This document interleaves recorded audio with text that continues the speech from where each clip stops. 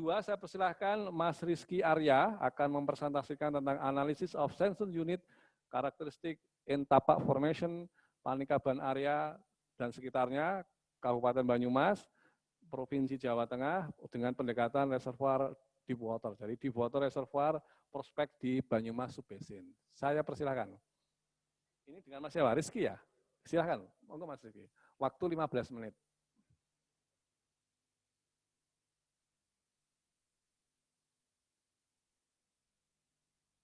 Tes. Assalamualaikum warahmatullahi wabarakatuh. Selamat sore Bapak-Bapak dan Ibu-Ibu sekalian. Perkenalkan, nama saya Rizky Arya Putra, beserta penulis saya yang lain yaitu Hilmi Khairi, Rafael Holisius Danet.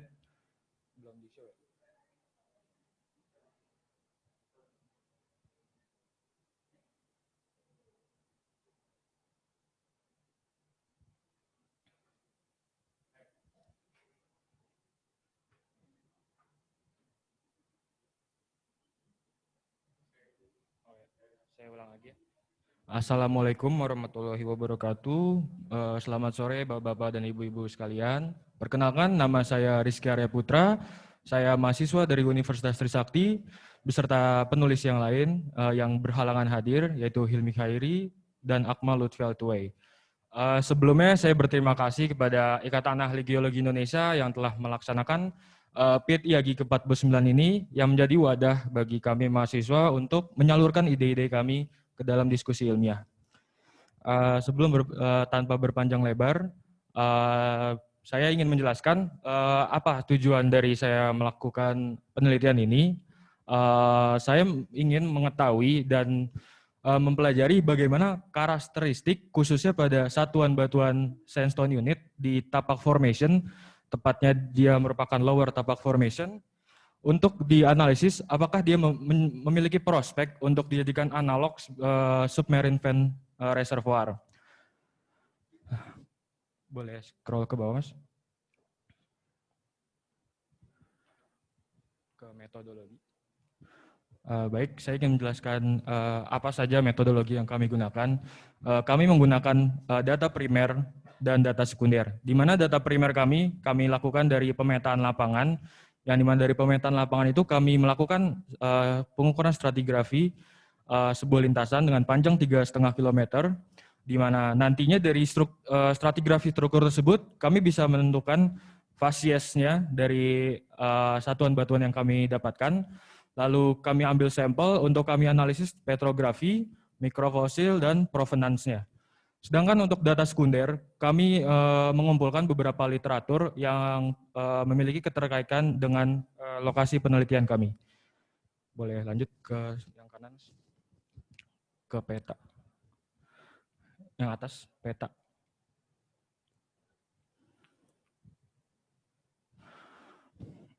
Baik, ini adalah hasil peta traverse yang kami buat, di mana saya hanya meng-highlight 3 foto ini yang mewakili.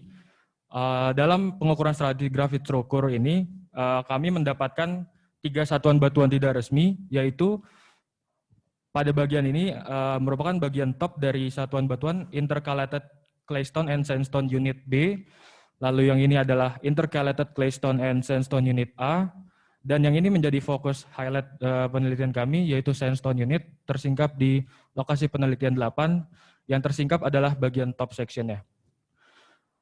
Di mana dari hasil stratigrafi terukur ini, kami membuat suatu kolom MS, yang dimana dari MS tersebut sudah saya sebutkan menghasilkan 3 satuan batuan yang tidak resmi menurut Sandi Stratigrafi Indonesia tahun 96. Boleh. Lalu selain melakukan stratigrafi terukur, kami melakukan analisis petrografi terhadap ketiga satuan tersebut, namun saya hanya meng-highlight satuan sandstone unit ini. Kami membagi menjadi 2 lithofasies, yaitu calcareous quartzwecki dan calcareous sublaternite arenite. Kami membagi 2 ini dengan suatu alasan, karena hal yang pertama, kehadirannya porositas pada lithofasies calcareous sublaternite arenite pada kolom section C1, di mana jika gambaran lebih jelas, itu porositasnya diyakini merupakan hasil dari disolusi, di mana semennya berjenis karbonat. di mana kami melakukan perhitungan porositas secara grading di sayatan ini menghasilkan porositasnya sebesar 8 sampai dengan 11%. Lalu pada calcareous quartz weki ini dengan yang subliternate arenite memiliki dua tipe kemas yang berbeda, yaitu yang subliternate merupakan mud supported dan quartz weki merupakan grain supported. Selain itu kami melakukan analisis mikrofosil untuk menentukan umur relatif dari sandstone unit dan keseluruhan lower tapak formation, dan juga melakukan analisis paleobatimetri menggunakan foraminifera benthic, di mana metode kami melakukan penentuan umur ini kami bagi menjadi 3, yaitu bagian bawah, bottom, bagian middle, dan bagian top. Di mana kami melakukan ini untuk mewakili keseluruhan traverse yang kami buat. Di mana dari hasil akhirnya, lower tapak formation di lokasi penelitian kami berumur N17 hingga N18, atau late Miocene to early Pliocene menurut Blow 69. Lalu pada bagian middle ini diambil dari lokasi penelitian 8, tepatnya di sandstone unit yang kami teliti ini tersingkap. Sehingga umur dari sandstone unit kami ini berumur N17 hingga N18. Lalu kami melakukan analisis paleobatimetri di mana hasil akhirnya terletak pada middle neritic hingga upper batial. Boleh ke atas lagi, Mas?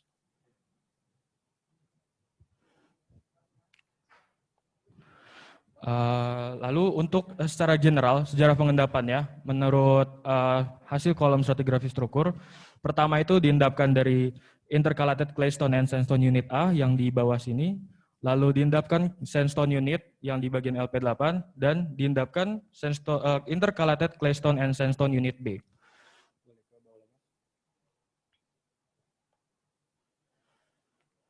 Lagi. Baik, oke, stop. Ini merupakan hasil stratigrafi terukur kami.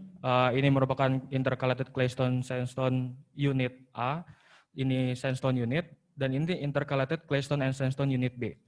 Di mana kami membuat dua model. Yang pertama itu berdasarkan integrasi paleobatimetrinya dengan facies yang kami mengadopsi dari model di submarine fan dari Walker tahun 78, di mana kami mendapatkan modelnya seperti ini. Dan satuan batu pasir atau sandstone unit yang kami targetkan itu berada di outer neritic di sebelah sini. Lalu model kedua kami memodifikasi dari Amin Susilo tahun 2019 yang diadopsi dari model submarine fan Walker tahun 78 dengan asumsi bahwa ancient submarine fan ini bertipe single feeder channel. Terletak di sini sandstone unit yang kami perkirakan. Lalu ini merupakan dari kolom stratigrafi sandstone unit kami elaborasikan dengan model submarine fan dari Walker. Lalu sebelum itu kami juga melakukan analisis provenance dari seluruh traverse tadi.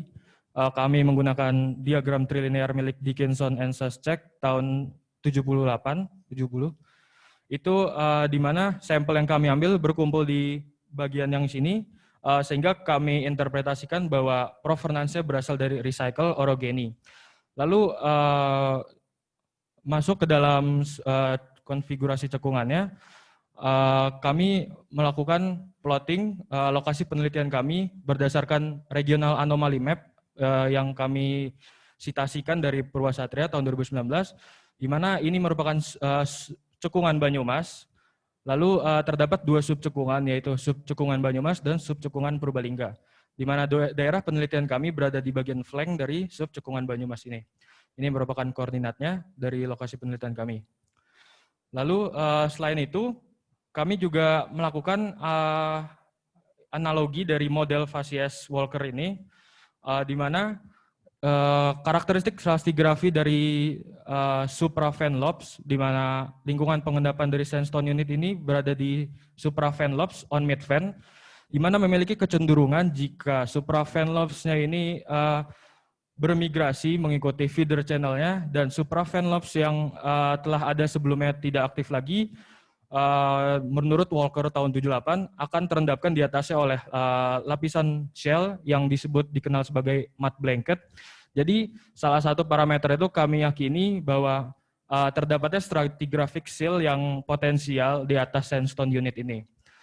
Lalu dalam kesimpulannya kami merekomendasikan bahwa sandstone unit dari lower tapak formation ini memiliki potensi untuk dijadikan analog bagaimana deep water reservoir, tepatnya di submarine fan, itu berdasarkan analisis petrografi tadi memiliki kehadiran porositas pada lithophase sublithorenite arenite, sehingga jika untuk di studi lebih lanjut mungkin bisa dicari ekuivalennya dengan sublithorenite arenite tadi.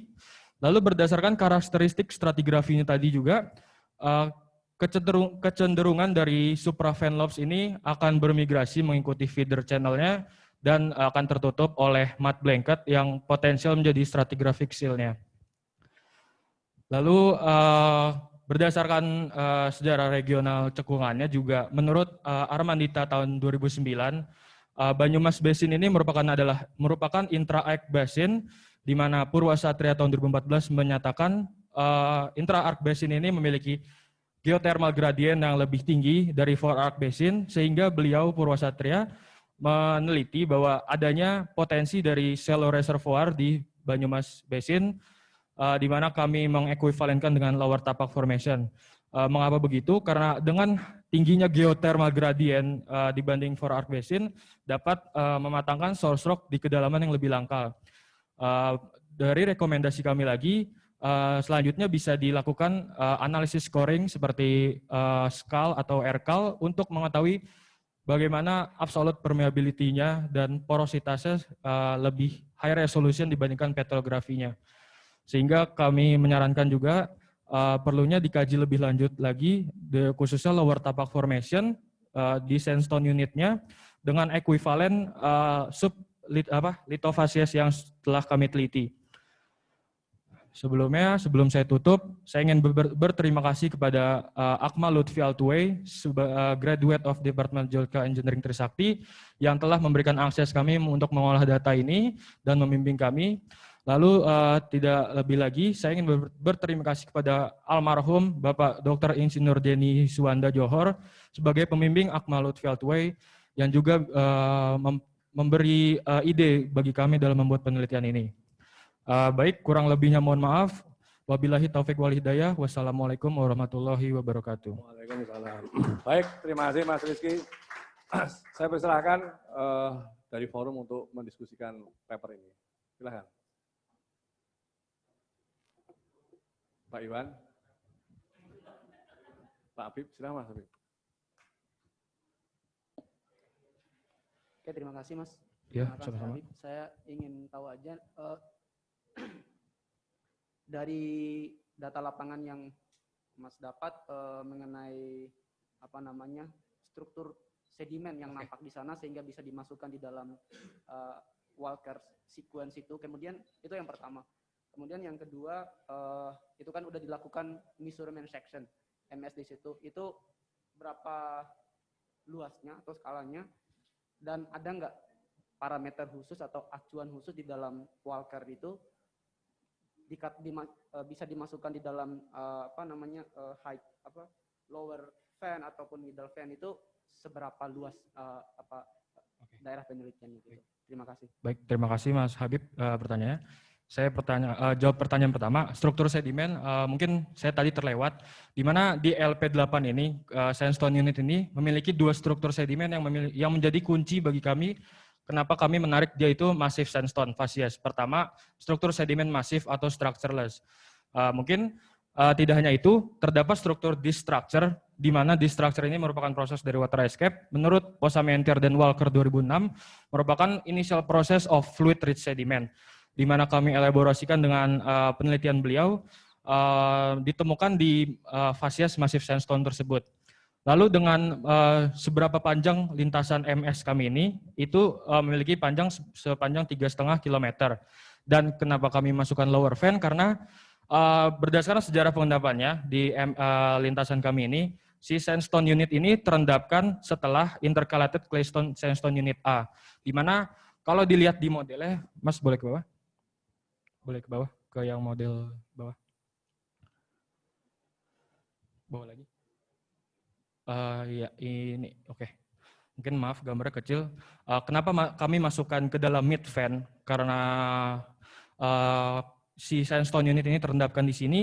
Mungkin saja bisa kami anggap sebagai pebbly sandstone, tapi berdasarkan analisis tekstural, dia memiliki ukuran butir pasir sangat kasar dan tidak mungkin berada pada di bagian fasies pebbly sandstone ini, walaupun memang dia diapit oleh dua fasies classical turbidite, sehingga kami mengasumsikan hanya sebatas asumsi bahwa sandstone unit ini merupakan bagian endapan di smooth portion of suprafen lobes on mid fan. Tepatnya kalau ini lebih jelas, dia berada di sequence 3 menurut Walker tahun 78. Mungkin begitu dari saya. Baik, terima kasih Mas Rizky, jawaban yang sistematik. Saya persilakan yang lain, masih ada kesempatan untuk mendiskusikan hal ini? Kalau enggak dari saya Mas Rizky. Iya Pak. Itu di Paningkaban kan ada penambangan emas ilegal. Oh iya Pak. Tahu kan? Maaf, kebetulan saya ini menggunakan data pemetaan senior saya, sehingga kami menganalisis lebih lanjut lagi. Tidak ke lapangan? Kami hanya konsultasi. Oke. Iya. Sorry, soalnya yang Paningkaban area itu di daerah ini, itu banyak penambangan emas ilegal. Di Paningkaban itu, artinya posisi dari formasi tapak yang saudara lakukan ini, dengan area volcanic system yang ada di sekitarnya, terutama volcanic system yang tersier, itu bagaimana? Ini kalau seandainya dari 3 penulis ini nggak ada yang ke lapangan? Ada yang Akmal Lutfi, cuma berhalangan hadir. Oke. Iya. Baik, kalau tidak ke lapangan ya saya tidak jadi bertanya. Silakan Mas Haji kalau ada pertanyaan. Yang lain? Tidak ada? Saya cukup sampai sini. Baik, Pas. Baik, terima kasih, kita beri aplaus kepada Mas Rizky dan kawan-kawan yang telah mempresentasikan posternya di forum IAKI 4 di Mataram. Terima kasih. Selanjutnya Mas Rizky dan Mas Denny saya persilahkan untuk berdiri di depan untuk menerima memento dari teman-teman panitia. Saya persilahkan kepada Pak Iwan